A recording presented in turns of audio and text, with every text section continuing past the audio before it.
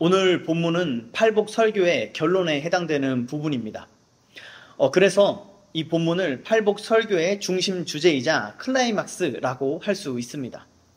지금까지 3인칭으로 설명하시던 이 복 있는 사람이 이 본문에 와서는 2인칭으로 전환되고 있습니다. 지금 이 설교를 듣고 있는 제자들, 너희가 바로 복 있는 사람이다 라는 점을 강조하시는 것이죠. 이처럼 주님께서 선포하신 복은 그리스도의 제자들에게만 주어지는 것입니다. 이 복이 이처럼 배타적인 이유는 이것이 특권이기 때문입니다. 무차별적으로 모두에게 주어지는 것을 우리는 특권이라고 하지 않습니다. 그것은 공공재에 가까운 것이죠. 특권이라는 것은 요구되는 조건을 충족되는 자에게만 주어지는 것입니다. 팔복은 그 조건이 무엇인지를 우리에게 가르쳐주고 있습니다. 본문은 그 조건들을 한마디로 정리해서 의를 위하여 박해를 받는 것이다 라고 말하고 있죠. 우리가 살고 있는 이 시대는 자아 숭배에 깊이 빠져 있습니다. 자아를 긍정하고 행복을 강박적으로 추구하는 모습은 이 세상의 철학자들도 비판하는 이 시대의 표상입니다. 그러나 제자들은 자기 부인을 추구합니다.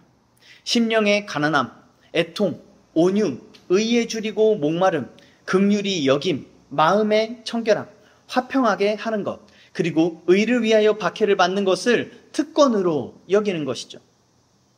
이런 모습 자체가 세상에 반하는 것입니다. 세상을 향한 저항이고 또한 세상의 불의를 정죄하는 것입니다. 그래서 세상은 제자들을 박해합니다. 세상은 제자들을 대적하고 배척하기 때문에 제자들은 이 세상에서 이방인이 되는 것입니다. 모든 생명의 목적은 행복을 향한다라고 할 수 있습니다. 핵심은 무엇을 자신의 복으로 삼느냐, 무엇을 자신의 행복으로 삼느냐 하는 것이죠. 대체로 세상은 공통된 것을 자신의 복으로 삼고 그것을 추구함으로 행복을 얻으려고 합니다. 그러나 제자는 세상과 다른 것, 세상에 멸시하고 조롱하고 짓밟는 그것을 자신의 복으로 삼는 사람들입니다. 바로 이 팔복이 말하는 것을 자신의 복으로 삼는 것이죠. 우리는 지금까지 그것이 무엇인지 세상과 어떻게 다른지를 함께 살펴봤습니다.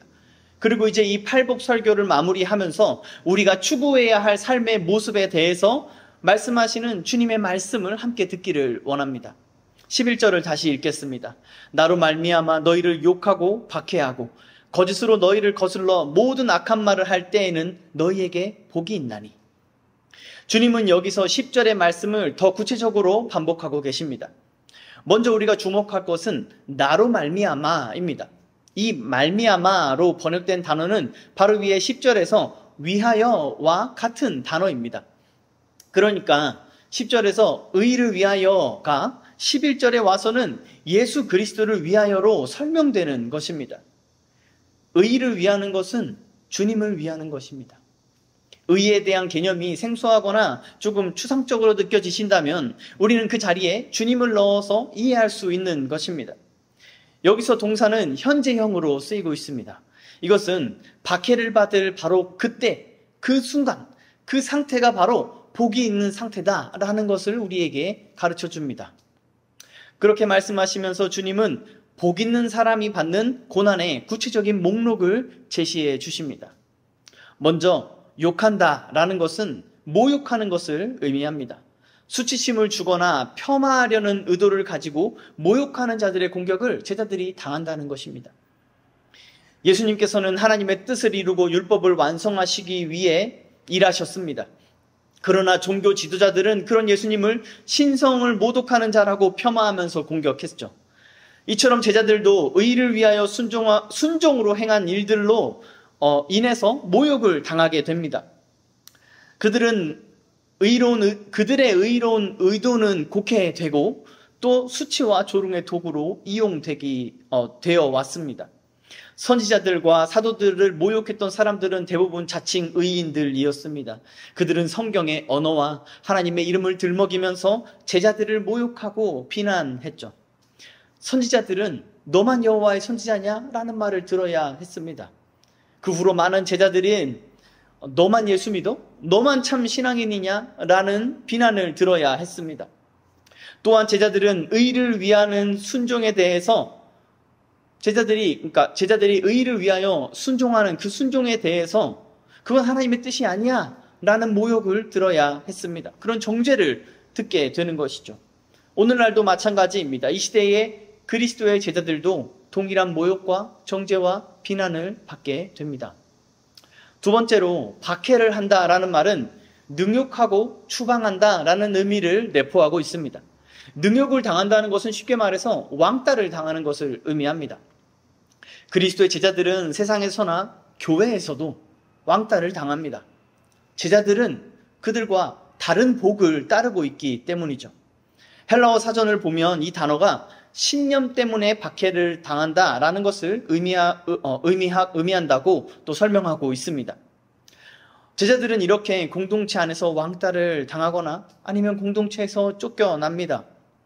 예수님도 사실상 혈육인 가족들에 의해서 쫓겨난 신세였습니다. 예수님께 고침을 받았던 맹인도 출교를 당합니다. 당시 제자들 역시 가족과 친척, 그들의 민족에게서 쫓겨난 자들이었습니다. 사도 바울 역시 동역자들에게 많은 배척과 배신을 당했습니다. 특히 그가 고난을 당할 때 말이죠. 자칭 의인들에게 제자들은 까다로운 사람입니다. 가까이 하기 불편한 사람입니다. 제자들은 그들의 행복에 동의하지 않고 그들의 즐거움에 참여하지 않기 때문이죠. 그리고 그 존재가 은근히 자신들을 정죄한다고 느끼기 때문에 그렇습니다. 그래서 자칭 의인들은 제자들을 박해합니다. 교회 안에서 능욕하고 교회 밖으로 추방하려 합니다. 마지막으로 제자들을 거슬러 모든 악한 말을 한다라고 말씀하신 것은 거짓 소문과 이간질을 의미합니다. 자칭 의인들은 예수님의 부활에 대해서 거짓 소문을 퍼뜨렸습니다. 그들은 사도 바울이 가는 곳마다 쫓아가서 이간질을 일으키면서 괴롭히기도 했습니다. 초대교회 성도들의 성만찬은 식인 문화로, 또 성도의 교제는 집단 성관계나 근친 상간으로 오해를 받았습니다. 그러한 거짓 소문에 시달렸던 것이죠. 종교 개혁자들도 처음에 자칭 의인들로부터 이단으로 정죄를 받았습니다. 오늘날도 개혁주의를 따르는 교회와 성도들 역시 온갖 거짓 소문에 시달립니다. 한편으로 제자들이 당하는 이러한 고난들은 사탄의 전략입니다. 제자들이 세상에서 인기와 명성을 잃어버리게 만들려 하는 것이죠. 그래서 사람들이 제자들이 따르는 의에 대해서 무관심해지기를 바라는 것입니다. 사람은 명성과 능력이 있는 사람에게 귀를 기울이고 마음을 열게 마련입니다. 그래서 사탄은 제자들을 이 세상에서 무명한 자, 또 무능한 자가 되게 하려고 수단과 방법을 가리지 않습니다. 예수님을 믿지 않았던 사람들이 자주 했던 말이 무엇인지 아십니까? 그들은 나사렛 출신인 예수님의 천한 신분에 대해서 말했고, 예수가 신성을 모독하고 술을 즐긴다라고 거짓 소문을 말하고 다녔습니다. 특히 예수를 죽이려 했던 자들은 예수의 정치적 영향력에 훼손을 가하려 했습니다. 그 결과 무리를 충동해서 예수를 십자가에 못 박혀 죽게 만들었던 것이죠. 제자들은 그리스도 안에서 그리스도를 위하여 이러한 고난을 당합니다. 제자들이 이 땅에서 당하는 고난은 모두 그리스도께서 당하신 고난인 것입니다. 그러므로 이 고난은 그가 그리스도 안에 있다라는 결정적인 증거가 됩니다. 어떤 사람이 그리스도가 당했던 그 고난을 당한다면 그는 그리스도 안에 있는 사람, 그리스도를 위하는 사람, 그리스도의 제자인 것이죠. 의를 위하는 것은 곧 그리스도를 위하는 것이며 모든 의는 그리스도 안에서 완성됩니다. 따라서 모든 복은 그리스도 안에만 존재합니다. 그리스도 안에 있는 제자들은 고난을 당할 뿐만 아니라 모든 복을 그 그리스도 안에서 누리기도 하는 것이죠. 예수님은 이런 제자들을 향해서 나를 위하여 라고 말씀하십니다.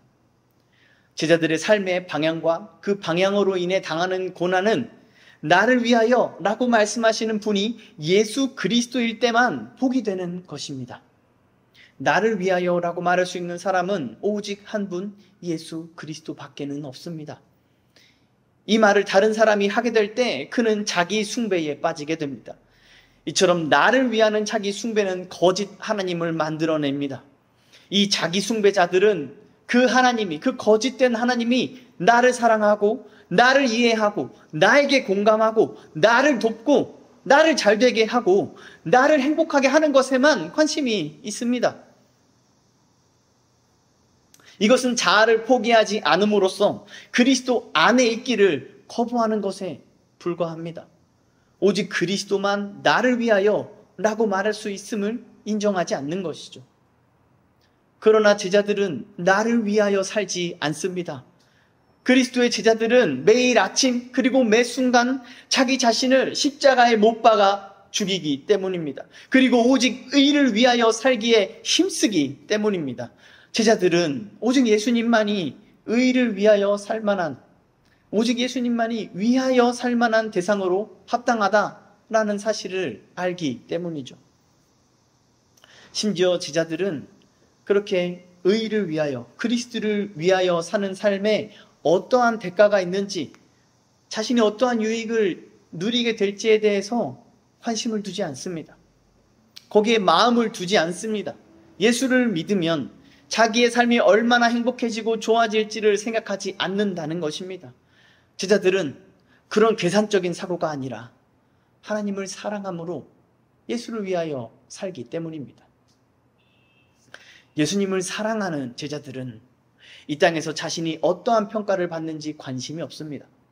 자기 숭배자들은 자신이 사람들에게 명성과 인정을 얻어야 메시지가 전해질 거라고 생각합니다. 그러나 제자들은 사람들이 자신을 어떻게 여기는지와 상관없이 복음이 전해진다고 믿습니다.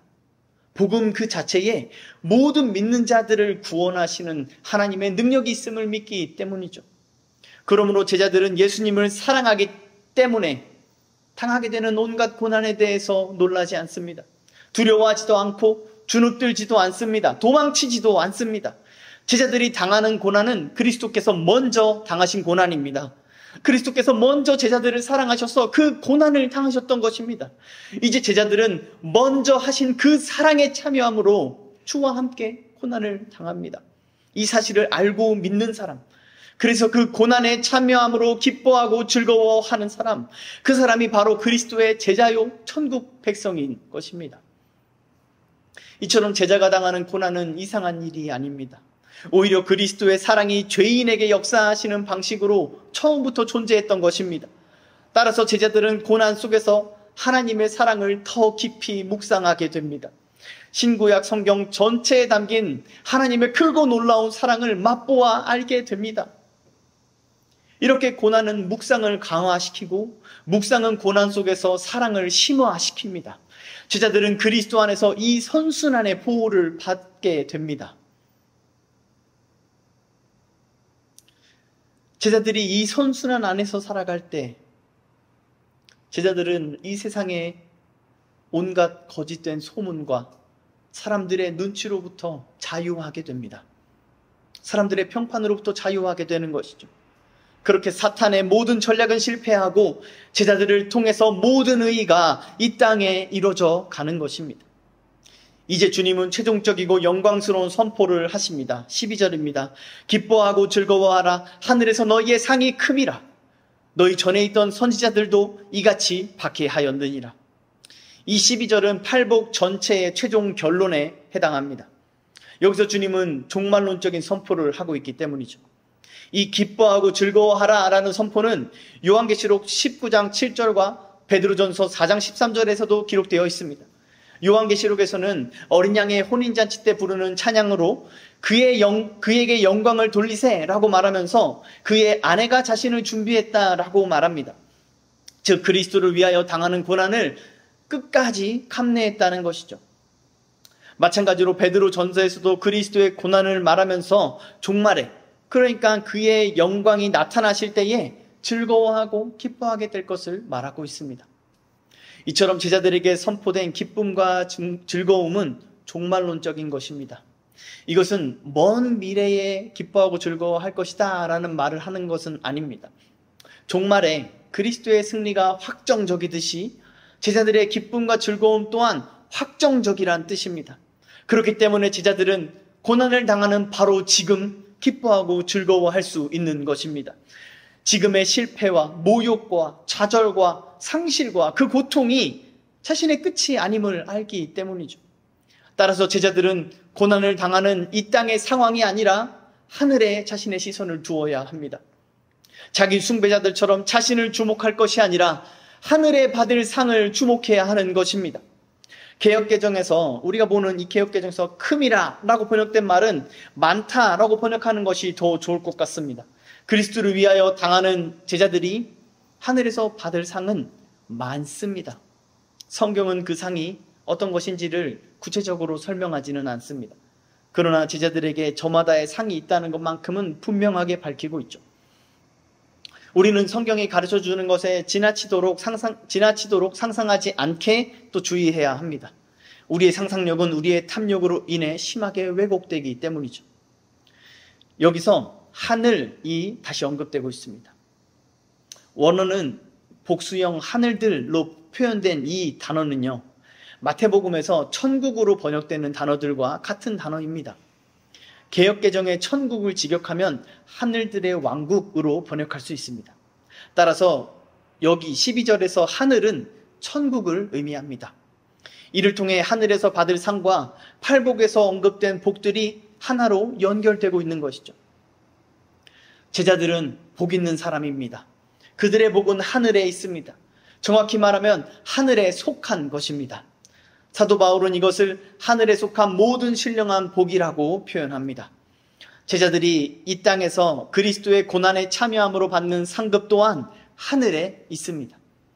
이것은 이 땅에서 자기 상급을 얻으려고 하는 자들과 대조되는 것이죠. 이렇게 산상설교는 하늘에 속한 자와 땅에 속한 자를 대조하면서 어떻게 하면 하늘에 속한 자로 살 것인지, 어떻게 사는 것이 하늘에 속한 자로 사는 것인지, 이것에 대해서 우리에게 가르쳐주고 있습니다. 팔복의 결론에 해당하는 이 본문은 팔복을 살아가는 비결을 가르쳐주고 있는 것입니다. 바로 하늘에서 상주심을 바라보며 사는 것이죠. 이 비결은 성경 여러 곳에서 가르치고 있는 내용이기도 합니다. 대표적으로 히브리서 11장은 이렇게 말합니다. 믿음으로 모세는 장성하여 바로의 공주의 아들이라 칭함받기를 거절하고 도리어 하나님의 백성과 함께 고난받기를 잠시 죄악의 낙을 누리는 것보다 더 좋아하고 그리스도를 위하여 받는 수모를 애굽의 모든 보화보다 더 큰 재물로 여겼으니 이는 상주심을 바라봄이라. 오늘날 자칭 의인들은 바로의 공주의 아들이라 칭함받기를 원합니다. 다시 말해서 이 세상의 명성과 능력을 얻게 되기를 바란다는 것입니다. 그렇게 된다면 하나님의 영광을 더욱더 나타낼 수 있을 거라면서 말이죠. 이것은 마치 모세가 바로의 공주의 아들로 칭함을 받았더라면 출애굽이 훨씬 더 수월했을 것이라고 말하는 것과 같습니다. 그러나 모세는 그것이 명성이나 특권이 아니라 죄악의 낙을 누리는 것임을 알았습니다. 그리고 그것이 잠시뿐이란 것도 말이죠. 오히려 모세는 하나님의 백성과 함께하기를 택합니다. 하지만 모세는 그 과정 속에서 많이 실수하고 실패합니다. 그 사실은 오늘 우리에게 위로를 주죠. 제자라고 해서, 그리스도를 따르는 제자라고 해서 항상 올곧게 순종만 할 수 있는 건 아니란 것입니다. 모세처럼 우리도 여전한 죄인이어서 자주 넘어지고 또 죄를 범하고 실수하고 실패하게 마련입니다. 그렇게 순종의 길을 계속해서 걸어가는 것이죠. 그럼에도 성경은 그 모든 과정이 그리스도를 위하여 받는 수모였다라고 말하고 있습니다. 비록 모세가 하나님을 신뢰하지 못하고 원망했던 적이 있다 할지라도 하나님께서는 그 모든 연약함까지도 상주심을 바라본 믿음의 행위였다라고 평가하고 있는 것이죠. 여기서 우리는 우리를 향한 하나님의 신실한 은혜와 사랑을 바라보게 됩니다. 또한 팔복의 결론은 제자들이 영원한 영광을 바라보며 살아가야 함을 가르쳐주고 있습니다. 고린도후서 4장입니다. 우리가 잠시 받는 환난에 경한 것이 지극히 크고 영원한 영광에 중한 것을 우리에게 이루게 함이니 우리가 주목하는 것은 보이는 것이 아니요 보이지 않는 것이니 보이는 것은 잠깐이요 보이지 않는 것은 영원함이라. 아멘. 이것이 팔복을 사는 비결입니다. 고난 중에도 기뻐하고 즐거워할 수 있는 이유입니다. 제자들은 자신이 당하는 고난을 잠깐의 고통이라고 여깁니다. 제자들의 시선은 영원한 영광을 향해 있기 때문입니다. 제자들은 자신이 당하는 박해를 깃털보다도 가볍게 여깁니다. 제자들의 심령은 큰 영광과 많은 상금의 무게에 완전히 사로잡혀 있기 때문이죠. 반면에 이 시대를 살아가는 사람들은 어떻습니까? 그들은 죽음에 대해서 생각하지 않으려 합니다. 죽음은 자기 숭배의 종말을 의미하기 때문이죠. 그들은 자신의 실존하는 현재만을 생각합니다. 현대인들에게 중요한 것은 죽음 이후에 무엇이 있는가가 아니라 지금 자기가 살아있는 오늘 이 현실에 있는 것이죠. 그들에겐 이 현실이 전부인 것입니다. 그래서 그들은 이 현재의 고통에 어쩔 줄을 몰라 합니다. 현대인들에게 고통이란 있어서는 안 되는 것이고 당혹스럽고 부당한 것입니다. 그래서 그들은 현재의 고통의 문제에서 벗어나기 위해서 안간힘을 씁니다. 그러나 이 현재밖에 생각하지 않는 그들에게는 다른 어떤 탈출구, 다른 어떤 구원은 존재하지 않습니다. 그러면 어떻게 할까요? 이 사람들이, 이 현대인들, 이 죄인들이 선택한 방법은 뭐냐면 자신의 고통을 다른 사람에게 전가하는 것입니다. 내가 고통당하지 않기 위해서 타인에게 고통을 가하는 것이죠. 인간이 처음 범죄를 했을 때 남을 탓하기 시작하면서부터 이 원리는 변하지 않았습니다. 오늘날 자아 성찰이나 자기 개발 같은 방법들로 고통에서 벗어날 수 있다고 말합니다. 과연 그럴까요? 우리는 어떤 정책이나 방법으로도 현재의 고통에서 벗어날 수 없음을 이미 알고 있지 않습니까? 어떠한 정책이나 이데올로기를 따르든지 빈부의 격차가 심해지는 것은 똑같습니다. 자기 개발만으로는 삶의 현실을 바꿀 수 없다는 것은 이미 과학적으로도 다 드러난 사실입니다. 현재만 생각하는 그들에겐 구원이 없습니다. 그들은 그저 운을 따를 뿐입니다. 현실에서 아무런 구원도 찾지 못하는 사람의 결국은 운이라는 추상적인 신앙을 가지는 것이죠. 그러나 제자들은 언제나 죽음을 생각합니다. 심지어 그 죽음을 기다리기까지 합니다. 제자들은 죽음 너머를 주목하며 거기에 온통 관심을 쏟고 있기 때문입니다. 이것이 제자들이 이 땅에서 흔들리지 않는 비결인 것이죠. 제자들이 이 땅에 살아가는 근거와 목적이 견고하고 영원한 곳에 있기 때문입니다. 제자들이 이렇게 살 수 있는 이유는 복음을 알기 때문입니다. 다시 말해서 자신이 받을 상과 자신이 속한 곳을 알고 자신이 속한 분의 영광이 무엇인지를 알기 때문입니다. 그것이 얼마나 좋은지를 안다면 어떻게 생각하지 않을 수 있겠습니까? 사랑을 한다면 사랑에 빠진 그 사람이 그 사랑하는 대상을 어떻게 어떻게 생각하지 않을 수 있습니까? 로또 1등에 당첨된 사람의 관심은 온통 그 당첨금에 있는 게 당연한 것 아닙니까? 타지에서 갖은 고생을 하는 사람이 어떻게 자신의 고향집을 생각하지 않을 수 있겠습니까? 하물며 복음을 안다는 사람들이 천국을 생각하지 않는다는 것은 불가능한 일입니다. 복음을 안다는 사람이 죽음을 생각하지 않거나 기다리지 않는다는 것 또한 있을 수 없는 일입니다.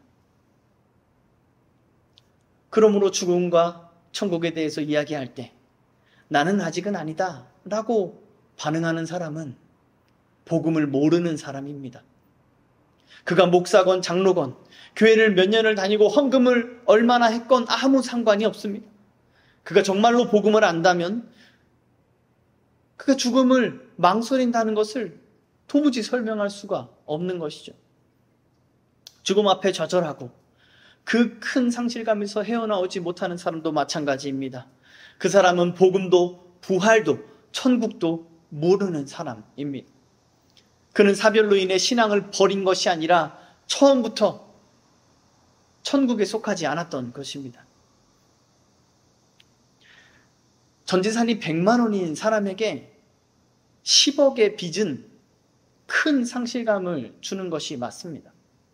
그러나 일론 머스크 같은 부자에게 10억의 빚은 전혀 다른 의미가 될 것입니다.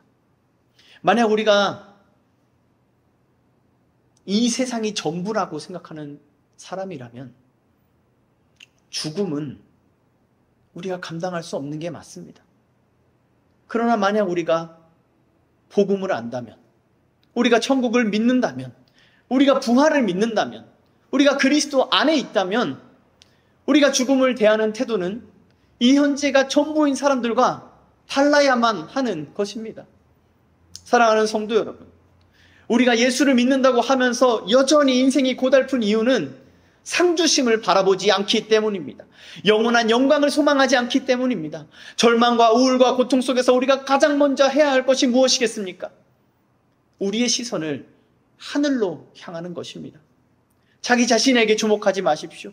내가 얼마나 괴롭고 억울한지 묵상하면서 자기 연민에 빠지면 하나님의 사랑마저도 왜곡해 버리게 마련입니다. 교회 안에 너무 많은 사람들이 이처럼 왜곡된 사랑, 자기 숭배적인 신앙생활을 하고 있습니다. 그러나 성경은 우리에게 상주심을 바라보라고 분명하게 말씀하십니다. 성경이 예수를 바라보라, 예수를 생각하라 라고 말하는 것이 바로 이 의미입니다. 예수님은 고난을 받으사 십자가에 못 박혀 죽으셨고 장사한 지 사흘 만에 죽은 자 가운데서 부활하셨습니다. 그리고 하늘에 올라가셔서 지금까지 보좌 우편에 앉아 계십니다. 이분은 장차 모든 산자와 죽은 자를 심판하기 위해 이 땅에 다시 오실 것입니다. 이 예수가 우리에게 상 주시는 분이십니다. 이 예수님이 만물을 충만하게 하는 분이십니다. 이 예수가 우리에게 주시는 상은 만물을 충만하게 할 만큼 많은 상입니다. 사랑하는 성도 여러분, 우리는 이 예수를 바라봐야 합니다. 우리는 이 예수를 생각해야 합니다. 이것이 상주심을 바라보는 것이고 영원한 영광을 바라보는 것입니다. 이것이 우리가 이 땅에서 복 있는 사람으로 살아갈 수 있는 유일한 방법입니다. 우리가 이렇게 살아갈 때에 우리의 삶에는 기쁨과 즐거움이 넘쳐나게 될 것입니다. 현실의 고통과 문제들은 잠깐의 가벼움으로 여길 수 있게 되는 것이죠.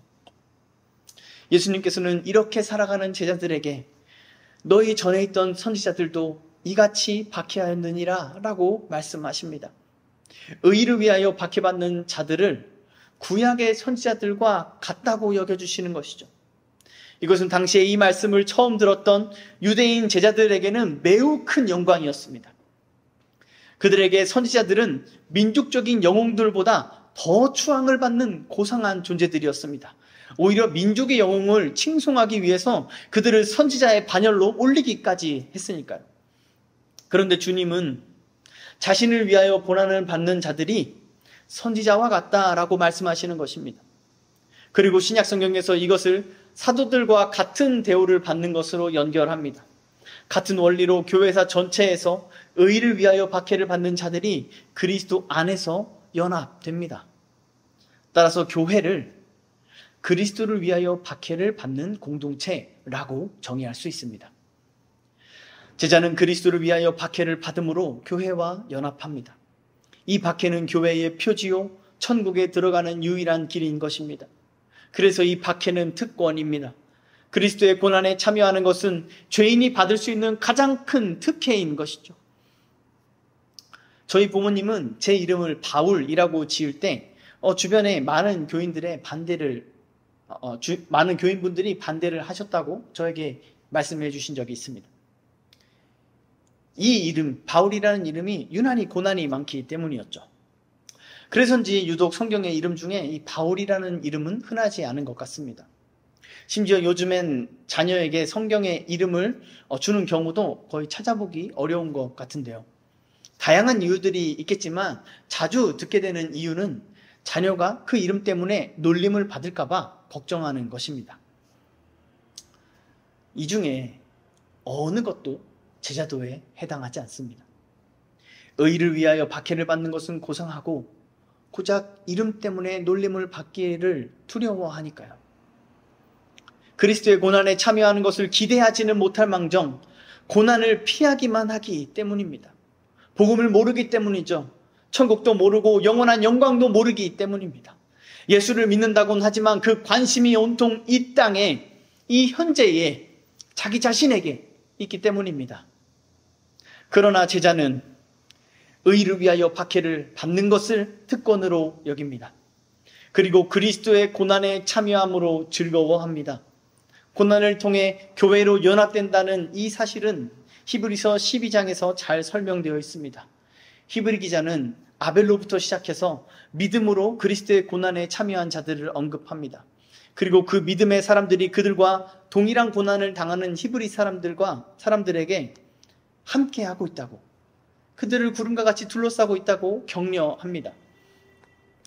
이러므로 우리에게 구름같이 둘러싼 허다한 증인들이 있으니 모든 무거운 것과 얽매이기 쉬운 죄를 벗어버리고 인내로서 우리 앞에 당한 경주를 하며 믿음의 주여 또 온전하게 하시는 이인 예수를 바라보자.